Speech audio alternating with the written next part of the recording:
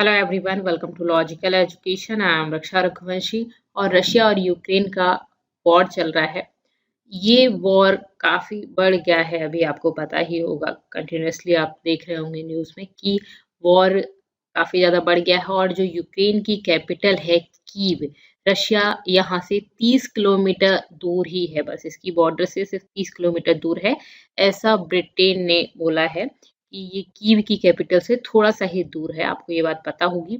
अब यहाँ पर यूनाइटेड नेशन सिक्योरिटी काउंसिल में वोटिंग हुई कि रशिया को ऐसा नहीं करना चाहिए। इसमें वोटिंग कराई गई कंट्रीज़ की, जिसमें इंडिया ने अपना कोई मत नहीं दिया। उसने रशिया को सपोर्ट भी नहीं किया, उसके खिलाफ भी नहीं बोला, उसने कोई वोट नहीं दिया। और यहाँ पर रशिया ने वेटो यूज़ किया। इसके बाद ये जो मीटिंग में जो वोटिंग की गई थी उसका कुछ मतलब नहीं निकला।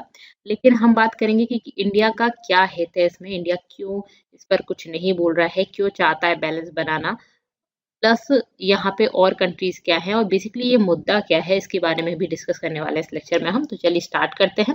वीडियो पसंद आए तो इसको लाइक कर दीजिएगा। चैनल को सब्सक्राइब नहीं किया तो प्लीज सब्सक्राइब कर लें, जिससे नेक्स्ट वीडियोस के अपडेट्स आपको मिल जाए। देखिए यहाँ पे क्या हुई, यूनाइटेड नेशन की एक सिक्योरिटी काउंसिल रिजोल्यूशन हुआ। ये यूएस स्पॉन्सर्ड है, ठीक है। तो इसमें क्या था, बेसिकली इन्होंने रशिया की बहुत कड़ी निंदा की कि रशिया को यूक्रेन पर हमला नहीं करना चाहिए था, ठीक है। यहाँ पे वॉर स्टार्ट नहीं करना चाहिए था। लेकिन काफी टाइम से ये चीज चल रही थी। यूक्रेन नाटो का सदस्य बनना चाह रहा था। नाटो का सदस्य यूक्रेन क्यों बनना चाह रहा था? नाटो एक्चुअली काफी सारी कंट्रीज का ग्रुप है, जिसमें यूएस, मेनली यूएस है, ब्रिटेन है। तो ये क्या, नाटो ना धीरे धीरे रशिया के आसपास की कंट्रीज में अपने आप को बढ़ाता जा रहा है। और इनकी आइडियोलॉजीज चेंज डिफरेंट है, रशिया की और यूएस की। तो बेसिकली यूएस की जो मेंबर, मतलब जो कंट्रीज नाटो में है, उनका मेन कहना क्या है नाटो का, कि जो हमारा सदस्य होगा, अगर उस पर कोई देश हमला करेगा तो हम सब मिलकर उस पर हमला करेंगे। मतलब कि हम अपनी जो मेंबर कंट्रीज है ना, उन सबको सपोर्ट करेंगे। तो यूक्रेन भी चाहता था कि रशिया से वो बचा रहे और इसी वजह से वो नाटो का सदस्य बनना चाहता था। अब यूक्रेन रशिया से क्यों बचना चाहता है, इसके लिए यूक्रेन की हिस्ट्री का हम लेक्चर डिस्कस करेंगे आगे चल के। बट अभी हम इतना समझते हैं कि यूक्रेन और रशिया के बीच में वॉर चल रहा है, जिसका मेन रीजन है नाटो, ठीक है। रशिया ने बहुत बार यूक्रेन को बोला भी कि हम नहीं चाहते कि आप नाटो में जाएं। और रशिया ऐसा क्यों बोल रहा है? रशिया के बोलने का रीजन ये है कि रशिया के आसपास के जो कंट्रीज हैं वो ऑलरेडी नाटो में चले गए हैं। और रशिया के पास, रशिया का ज्यादातर हिस्सा आप देखेंगे वो बर्फ से ढका हुआ रहता है। तो रशिया के पास अगर किसी दूसरी कंट्री में अपना सामान अगर ट्रांसपोर्ट वगैरह करना है तो उसके लिए यूक्रेन के थ्रू ही एक रास्ता है, ठीक है। तो ये एक रास्ता है। और दूसरी चीज, यूक्रेन में भी बहुत सारा यहाँ पर बहुत सारा पेट्रोलियम वगैरह ये सब चीजें भी हैं, वो एक अलग मैटर है। तो मेन ये है कि यहाँ से रास्ता भी है, तो वो चाहते हैं कि हम ये हमारा एक्सेस बना रहे, एक चीज। तो दूसरी चीज वो ये भी चाहते हैं कि अगर यूक्रेन नाटो का सदस्य बन गया तो फिर क्या होगा, तो नाटो अपनी जो मिलिट्री वगैरह है वो वहां पे, मतलब बेसिकली मिलिट्री एक्सरसाइज वगैरह करेंगी, तो उनको रशिया की बॉर्डर का एक्सेस मिल जाएगा। अगर यूक्रेन भी इसका सदस्य बन जाता है तो रशिया की बॉर्डर का एक्सेस मिल जाएगा नाटो को, जो रशिया नहीं चाहता। तो उनके अंदर एक डर बना हुआ है कि अगर ये इसका सदस्य बन गया तो हमारी बॉर्डर का एक्सेस इन लोगों को मिल जाएगा, और जो इकोनॉमिक नुकसान होगा हमें वो तो अलग बात है, ठीक है। तो इसीलिए ये सब चीजें बहुत टाइम से चल रही थी और यहाँ पे रशिया ने फाइनली वॉर स्टार्ट कर दिया। अब ये जो वॉर है उस पर बेसिकली क्या है कि नाटो भी इसकी निंदा कर रहा है, बोल रहा है कि आप पीछे हटो। और यूएस भी बोल रहा है, यूनाइटेड नेशन सिक्योरिटी काउंसिल में ये वोटिंग कराई गई, उसमें बोला गया कि नहीं, आप रशिया को पीछे हटना चाहिए। बट इंडिया ने क्या बोला? इंडिया ने ये बोला कि यहाँ पे सिर्फ बातचीत ही एक सोल्यूशन है, यहाँ पे वॉर कोई सोल्यूशन नहीं होता। सिटीजन्स की लाइफ खत्म करने का कोई, मतलब इसका बेसिकली ये नुकसान ही है। आप किसी को भी मार रहे हो, ये चीज ठीक नहीं है। मेन ये है कि बातचीत ही इसका आंसर होना चाहिए, ठीक है। मतलब एक बातचीत, सुलह होनी चाहिए दो लोगों के बीच में। वॉर कोई सोल्यूशन नहीं है, बेसिकली इन्होंने ये बोला। और इन्होंने किसी को भी सपोर्ट नहीं किया। इन्होंने ये भी नहीं बोला कि रशिया गलत है, इन्होंने ये भी नहीं बोला कि यूक्रेन गलत है, इन्होंने कुछ नहीं बोला। इन्होंने सिंपल इतना बोला कि आप बातचीत से सुलझा सकते हैं इस बात को। हमें बहुत दुख है यूक्रेन के साथ जो हो रहा है उसके लिए, लेकिन उन्होंने रशिया की कोई बुराई नहीं की। क्यों? क्योंकि इंडिया ये चाहता है कि उसके जो रिलेशन है वो सबके साथ अच्छे बने रहे। रशिया के साथ हमारे बहुत पहले से बहुत अच्छे रिलेशन है, ठीक है। तो इसी वजह से हम उनको बिगाड़ना नहीं चाहते। बट यहाँ रशिया की भी बहुत ज़्यादा गलती नहीं है, जो मैं अपने तरह से मैं बता रही हूँ। रशिया को भी एक सिक्योरिटी थ्रेट लग रहा था, तो उस वजह से उसने किया।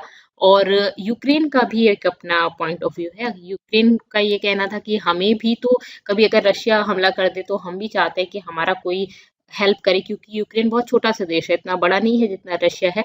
तो वो भी ये चाहता था कि हम हमारी कोई हेल्प करे, इसलिए वो मेंबर बनना चाह रहा था नाटो का। तो ये सब चीज़ें का बैकग्राउंड मैंने आपको बता दिया।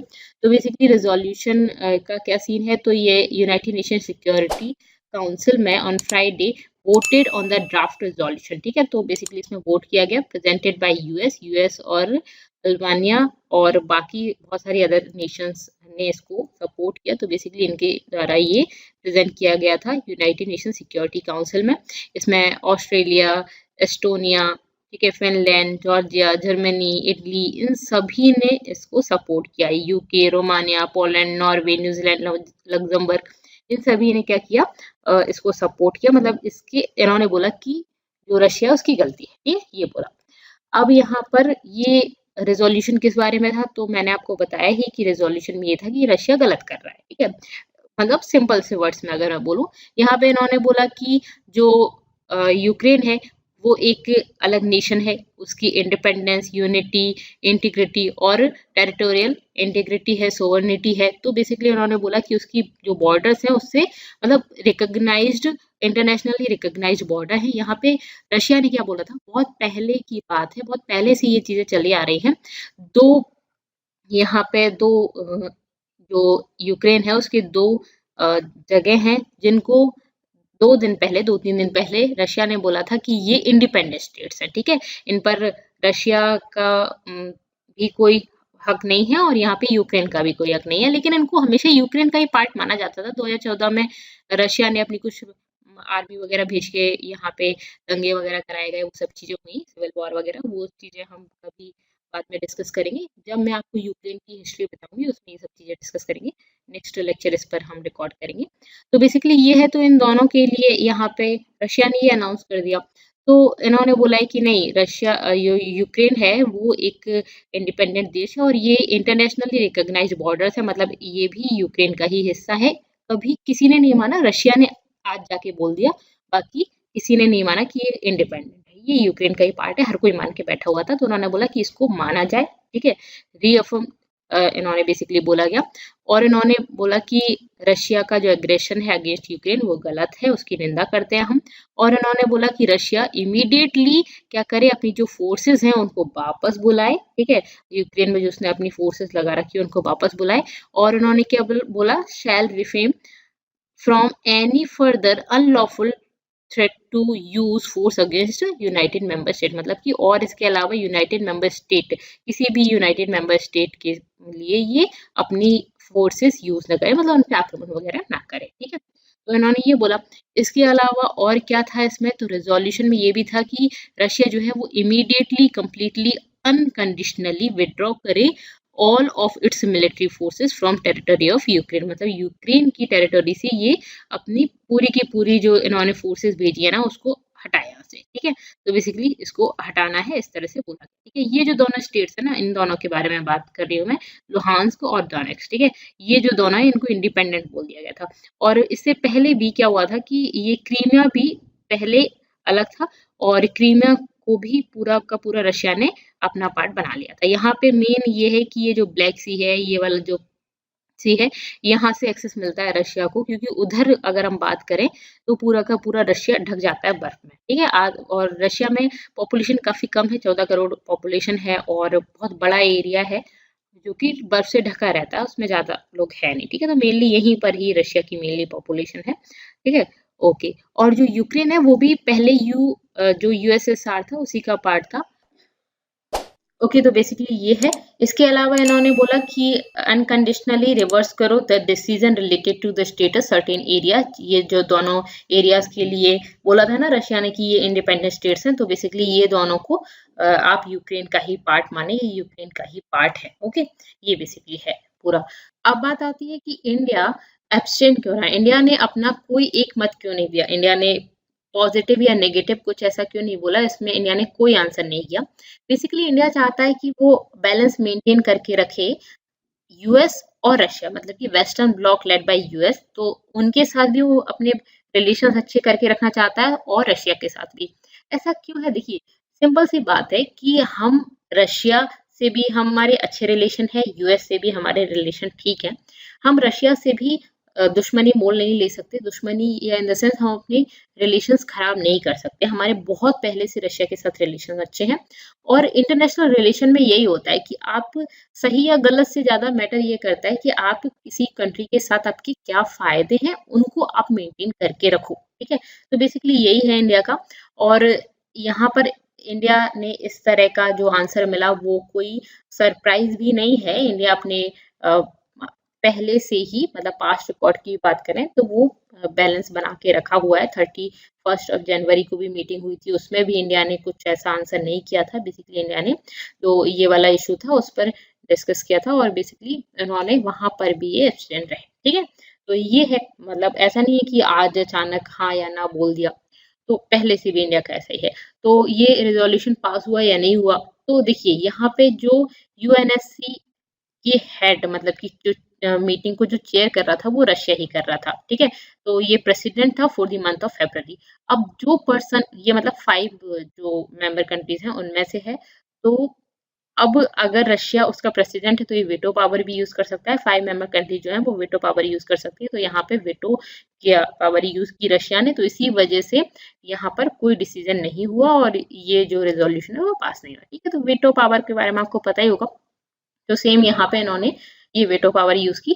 चाइना जो है वो, उसने भी यहाँ पे कोई आंसर नहीं दिया, ठीक है? और यूनाइटेड अरब अमीरात, ठीक है, यूएई जो है उसने भी कोई वो भी एब्सटेंट रहा, मतलब बेसिकली इनका भी कोई मत हाँ या ना वाला नहीं रहा, ठीक है?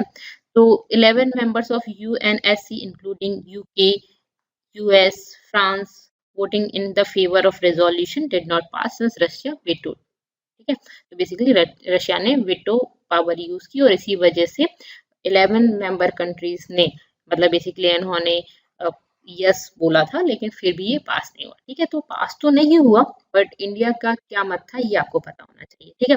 इंडिया ने यहाँ पे क्या बोला? देखिए, ये सारी की सारी चीजें हैं। इंडिया ने ये सब बोला है कि वो चाहते हैं, ठीक है, deeply disturbed by the recent turn off developments in Ukraine, मतलब यूक्रेन में जो भी चीज़ें हुई उससे बहुत डिस्टर्ब है इंडिया। इंडिया इसके बाद ये भी नहीं चाहता है कि इस तरह से वायलेंस हो, और इसके बाद इंडिया ऐसा भी बोल रहा है कि ह्यूमन लाइफ्स जो है, मतलब basically no solution can arrive, जो मैं आपको बता ही चुकी हूँ, इसका कोई सॉल्यूशन नहीं है कि लोगों की लाइफ खत्म हो जाए at the cost of human life, ठीक है? तो कोई इस तरह का सॉल्यूशन नहीं निकलेगा, बातचीत से ही सॉल्यूशन निकलेगा, तो बातचीत की जाए।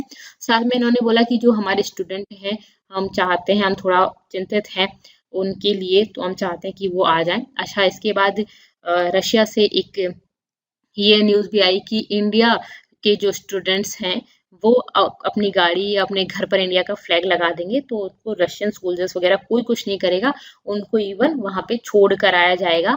और इस तरह करीब 16,000 स्टूडेंट्स वहाँ पे फंसे हुए हैं, बट पहली फ्लाइट मुंबई के लिए वहाँ से स्टार्ट हो गई है अभी, ठीक है? तो अभी कुछ टाइम पहले की न्यूज़ है। तो बेसिकली ये सब बातें बोली इंडिया ने, और यहाँ पे मैंने आपको ये समझाया क्या है बेसिकली ये। अब अगर पीडीएफ चाहते हैं आप तो टेलीग्राम चैनल को ज्वाइन कर लीजिएगा। इसके अलावा आप मुझसे इंस्टा और फेसबुक पर भी जुड़ सकते हैं। That's all for this lecture. पसंद आता है तो लाइक, सब्सक्राइब, शेयर करिएगा।